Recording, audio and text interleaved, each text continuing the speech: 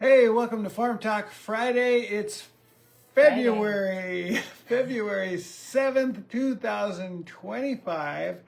I'm Ken Jordan. This is my beautiful wife, Giovanna. Hi, baby. Hi, Annie. Okay, so we moved down here about 9 years ago from Los Angeles. Do you have the date? I think February 16th, I'm not sure. Coming up. We're going to say next week is our 9-year anniversary. That's right. We moved from Los Angeles to here, Costa Rica, 9 years ago. And we have a small permaculture farm. It's right in back of us. There's our chicken tractor. There's one of them. It's bigger than what you can see. Yeah. I used to be in a band called the Crystal Method, who are still going strong and touring this weekend. They just played Toronto last night. I'm not sure where they're at. Scott's touring Who's they? Well, Scott's touring with Phil from Orbital. Yeah. Okay. So, they is the Crystal Method. Did I say that? No, I know, but it's like the Crystal Method right now is Scott. So yeah. It's like, well, there's not like, he doesn't have like a new partner. Well, is Phil from Orbital. Okay. So that'll be cool. Yeah, super cool. And if Byron and your family, if you're watching, hi. Yeah. Because he contacted today, right? Yeah. Yeah. Byron, okay. We are broadcasting from where you guys would stay. Yes.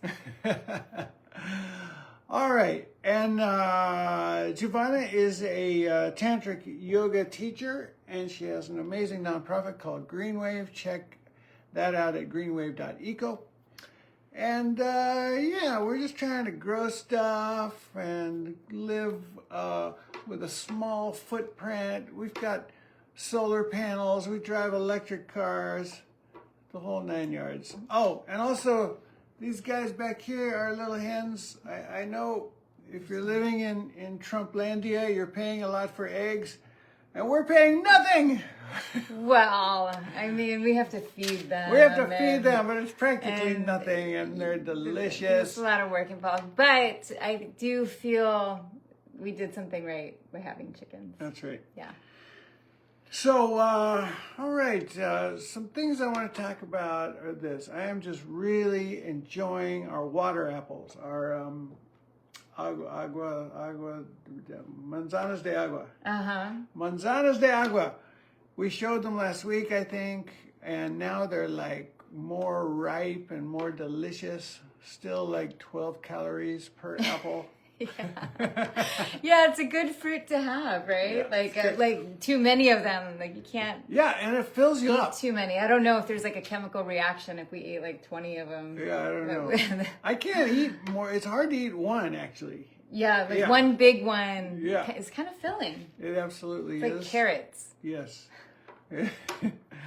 And okay. We have this one spot in our driveway, so our driveway separates our land, and there's this one spot where all the animals cross. Morning, noon, night, at all times. We're trying to get like a animal crossing sign to put up there, but the other day, it was in the morning, and I saw something. I'm like, honey, what is that? It was this little dark guy, kind of looked like a big domestic cat, maybe. But like a long, ferret-like domestic cat. So, honey, what was it? It was a jaguarundi. And it was the first time we've ever seen one on the land. Yeah. Just super exciting. And, of course, our stupid... No, don't say that. What? What? The security camera? Oh, yeah, the security camera. Of course, our stupid security camera was not working right at that moment. Didn't capture it. But I want to get like a camera trap that will just aim right at that little crossing and then catch every animal that goes through. Yeah. That's We've my been plan. thinking about that for a long time. We should just tell Simon about it. Our friend Solar Simon, he goes into the jungle and he sets up these cameras in many different places. He has a cool project called the Jaguar Project. Yeah. And it's about preserving the corridors. So, Simon, we need your help. Yes. So and then what other animal things happened this week? The bird rave. Yeah, bird rave. Bird rave was awesome. Tuesday mornings generally we go to the beach, which is just like 7 minutes away. We go and watch the sun rise, and we hang out on the beach. And we were just watching all the pelicans and all these different other birds. Bouncy butt bird and yeah, bouncy butt. And there was a heron. All kinds of birds were just hanging out with us on Tuesday morning. And the heron was so there's these big ones like tiger-throated great herons or whatever. And this one was different. It was like more slender. It was brown. I don't know. Maybe it was a female instead of the males. But yeah, it was really fun. And then there was some pelican antics. Yes. So yeah, there was a lot of observation of, because there's always like the pelican in the back. Yeah. That is, a whole like half kilometer away from the rest of the tribe. When they're flying, yeah. When they're flying, yeah. But there's solitary ones. So they were coming really close to us, and they were going in the shallow water, eating these little small fish, and then one got in a little trouble. Yeah, I've never seen this happen before, but like so they were, hanging out right by the rocks, which was amazing. It's like, wow, you guys are not afraid of that, and so like they weren't huge waves, but one of them got totally turned around, and the whole washing machine. We saw the belly was exposed of the pelican as he flopped around, and I've never seen that happen. It was like a beginner surfer wiped out. It was so funny. She bounced right up and just started searching for a fish again. Yeah. Anyway, so that was fun. It was fun. All right. Okay, so Booty of the Land. I posted a picture on Greenleaf House page. Sorry. Oh. And first, what was our advertisement this week? Well, I'll get to it when I talk about these. But so I posted one that is what you're going to talk about. Okay. So it was like a bucket. It was our compost bucket. Yeah. But filled with our bounty, with our what do we call it in Spanish when we harvest? Cosecha. Yeah. Cosecha. With our cosecha, our abundancia. No abundance here. Yeah, lots of abundance here. It was I think I might have even wrote that, like our booty of abundance. Yeah. It was our booty of abundance. So anyways, what we got, you already talked about the water apples, which there's so many coming in, so that's exciting. And then and we've been bagging them when they're really little, and so that way the birds and nothing can get them, and they're coming out so perfect in these bags, just unbelievable. And these are the agricultural bags that Ken bought, but they look like jewelry bags, like the mesh jewelry bags that you get at, Claire's or something. Yeah. Anyway, so caimitos are coming in. We got to enjoy one today at lunch. Yes, caimitos are super interesting. I had never heard of them until coming to Costa Rica. We'll have to bring one on soon and split one in half because they're really interesting looking. Yeah, and we, it might have been the caimitos really made us want to get some sort of protection against the wasps because kind of like the guayabas, like there's wasps or some other insect that goes and they lay eggs in them, and then the worms develop, and either you're eating non-vegan fruit, which we certainly have accidentally eaten caimitos with worms in it before. We're like, because they have a milky substance that comes out of the skin. So there was a few times where we weren't sure if it was just that, and then we realized that they were moving, and like, well, protein and fruit, I guess. There you go. Anyways, what else we got, honey? Pepper. Look at this. So much pepper. How many days in the sun is this? So you're supposed to do 3, at least 3. And what you want These are super colorful, by the way. I don't know if they're showing up. Yeah. But the color is really great. Yeah. It is really great. But I guess for commercial purposes, the industry wants just the black ones. And so you have to harvest them for them all to be black. There's this little dog, actually, that we're babysitting. Is she going to the bathroom? Yeah. Oops. Sorry, I will block you. She's done. Negrita. Yeah. Anyways, you would have to harvest them early when they're still green, and then you boil them for at least a minute, and then you start to leave them outside. And so if you don't get them when they're all green, then they start to naturally kind of in their bunch, because they look not exactly like grape bunches, but they're in like a bunch. And they'll start turning different colors on their own. So you'll get the red. You guys see that? That's red versus the black. And then there's this kind of sandy color. Yeah, so what's so interesting about... So I think this is pretty, so I don't care that they're all black or not. What's interesting about black pepper, this is all considered black pepper. And we used to think that, so if you leave it on the vine long enough, it will turn black. But that is the wrong way to harvest and process them. You want to get them when they're not black yet, and then in the drying process, if you boil them especially, then they'll turn all black. But I wonder, like, is that only because you're trying to make all black pepper? I don't know. Yeah, I don't know either. But what I do know is if you leave them on like way too long, yes, they will turn black, some of them on their own, but then they can also fall off. Yeah. So, there is definitely a sweet spot. Sorry.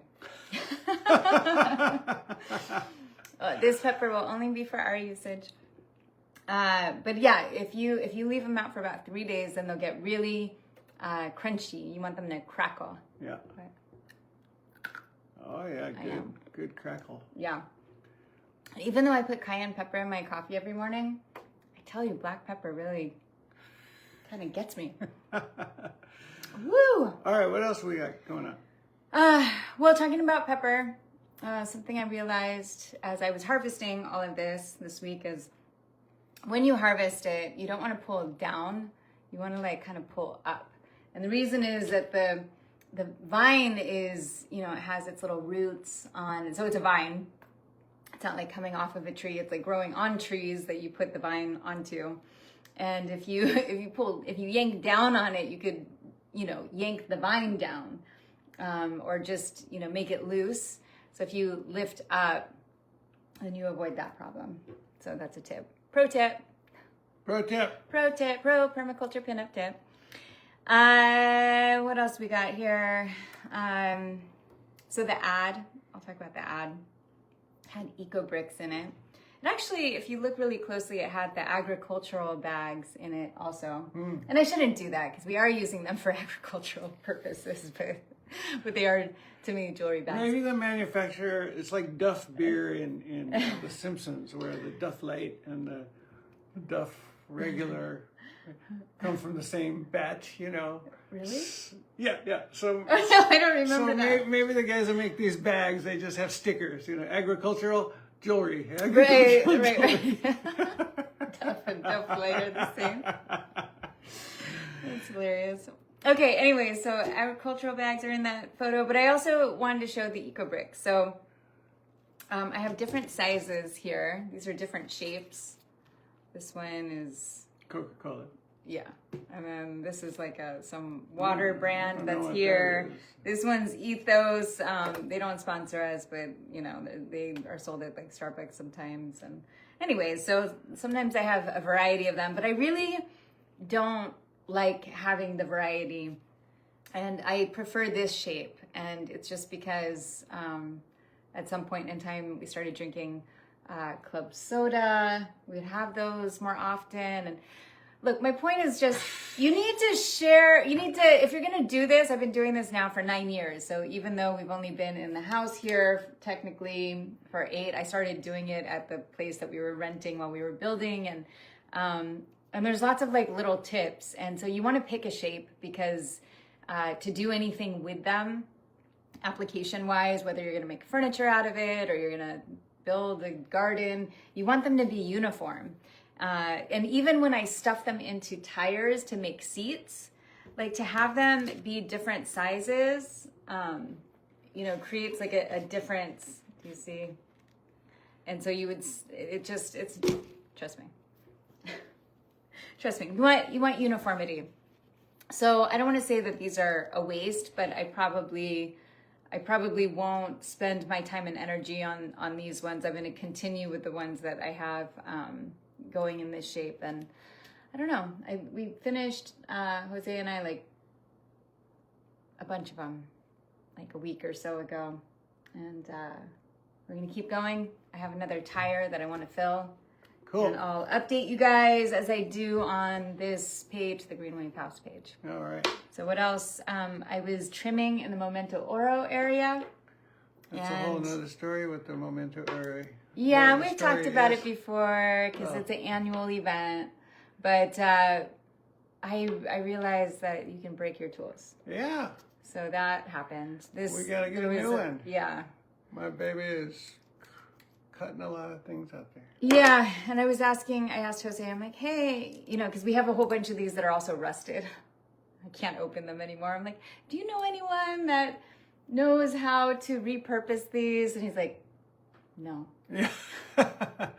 They're just done. You I'm like, find okay. guys with sharpened blades, but that's about it. Yeah, this is like a broken blade. So I might just stick it into a planter. It'd be good for like a stabbing, ripping kind of thing. I don't know. I'm not going to throw it away. Yeah. I have it there. We'll find some use until that use expires.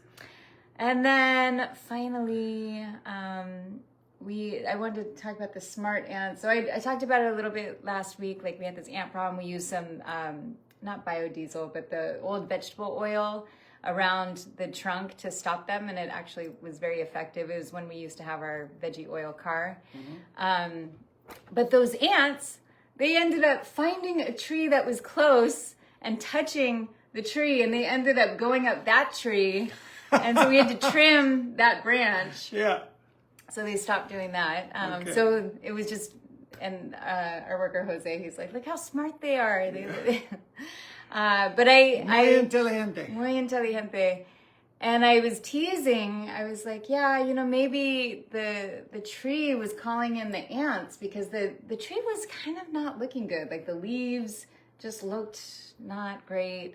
And with the ants eating all the leaves, which could, I don't want to say kill the tree, but it, could go kind of wrong for the tree. Mm-hmm. We have some other trees that need some help that have been attacked by ants and they don't look like they're going to regenerate quickly. But this one is, I'm like, maybe it called the ants in so that it could, regenerate its leaves. And he said, no. No, that is not the reason. He said the reason is just that the ants like that type of tree, and then he pointed out a few other trees that we agreed upon that the leaf cutters do like. Yeah. And then another cute thing was I think he realized that. So I had seen this. I'm not even really sure why it's there, but underneath one of our water spigots is like a hole. Mm-hmm. Do you know what I'm talking about by the cashew tree? It's a valve under there. Oh, it's a valve. Yeah. So it's been filled with water lately, and I'm like, what is happening here? So I keep keep that, like throwing out the water, on the plants. There's plants there. It's not going to waste, the water. But I'm like, why is this happening? And I think he realized that I was doing that, like getting rid of the water, and he told me why. He was the one filling it, and he said that he noticed that there's lots of little birds in the morning, and that it's a piscina para los pajaritos. So it's a little pool for the baby birds. Well, they're not babies; they're full grown. They just happen to be small, but so that they can come over and get water where they are. And that is a thing, like some people even feed bees. But we don't want it to be a mosquito. But it's not because it's being drank. All right. Yeah, I'm going to watch out for it. Yeah, we'll keep our eye on it. Anyways, but I really like the idea, and I thought that was very sweet. And there's a company called Bee Cups, I think, and they make what looks like little mushrooms, and they hold just a little bit of water, and it's for you put them in your garden. It's for the bees because they are thirsty. And we've always noticed that around water spigots, especially in the summer months, which is our summer now.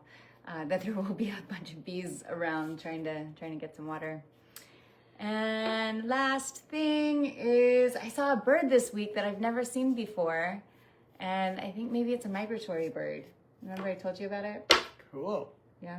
All Anyways, right. black and white, and Ken's like, what's that thing where the person's on stage and they're receiving their award and they've gone too long? I think Ken wants one of those for me. You could use this. Oh, sorry. We need the orchestra playing. Oh, yeah. Yeah, I'm sure you can arrange that. All right. Okay. All right. Thank you so much for tuning in and watching, streaming, whatever. We'll see you next week. Okay. Farm Talk Friday. Do the heart. Do the heart. I know, Get it in there closer. Oh, yes. Okay. Yeah. Yay.